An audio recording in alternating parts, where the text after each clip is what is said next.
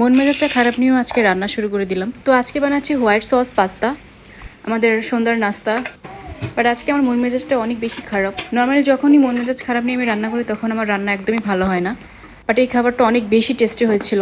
তো চলুন গল্প করতে করতে রেসিপিটা বানায় ফেলি। প্রথমে আমি গরম পানির মধ্যে হালকা একটু তেল দিয়ে আমি পাস্তাটাকে সিদ্ধ করে নিয়েছি, যেটা নর্মালি আমরা পারি। তো আজকের বেশি ঝামেলা নেই, সবসময় আমি এমনি আলাদা আলাদা করে জিনিসগুলো রেডি করে রাখি। আজকে আমি সব কিছু একবারেই দিয়ে দিচ্ছি।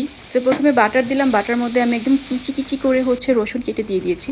এর মধ্যে বোনলেস চিকেন ভালো করে নাড়াচাড়া করে এর মধ্যে আমি সস দিয়ে দিব।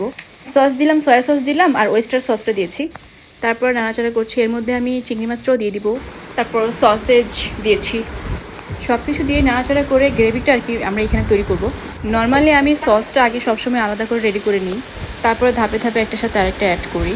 তো আজকে আর সেভাবে করছি না। আপনারা চাইলে আলাদা করেও করে নিতে পারেন বা আমার মতো করেও করতে পারেন, কিন্তু ওভাবে করলে আমার কাছে মনে হয় যেন ওইটাই বেস্ট অ্যান্ড মজাটাও অন্যরকম লাগে। তাই বলে যেভাবে খারাপ হয়েছে তা কিন্তু না, এটাও কিন্তু অনেক ভালো হয়েছে। দেখেন অবস্থা, এর মধ্যে মেজাজ খারাপ নিয়েও আমি রান্নাও করছি আবার ভিডিও করছি। আজকে ভিডিওগ্রাফি করছে আমার হেল্পিং হ্যান্ড। ও অন্য কুটাকাটি ফালাই দিয়ে তারপর আমার এই ভিডিও করছিল। যেহেতু আমি এরপরে আবার ডিনার বসাবো, চাইছিলাম ডিনারে যেটা বানাবো সেটাও ভিডিও করব, কিন্তু কেন যেন এটা খাওয়ার পরেও আমার মোটটা ভালো হয় নাই। তো এর মধ্যে অনেক কিছু মিসিং হয়ে গেছে, কী কী দিয়েছিলাম এটা বলতে ভুলে গেছি। তো আপনারা দেখে নিয়ে এগুলো তো সবাই আমরা মোটামুটি চিনি। তো ক্রিম চিজটা দিয়ে দিলাম। হ্যাঁ, তো এর মধ্যে আমাদের অপরিচিত যে দুইটা জিনিস যেটা আমি এখন দিলাম সেটা হচ্ছে মিক্স হার্ব আর ভ্যাসিলি ফ্লেক্স।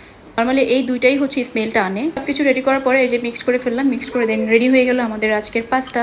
অনেক মজা হয়েছিল। Thank you.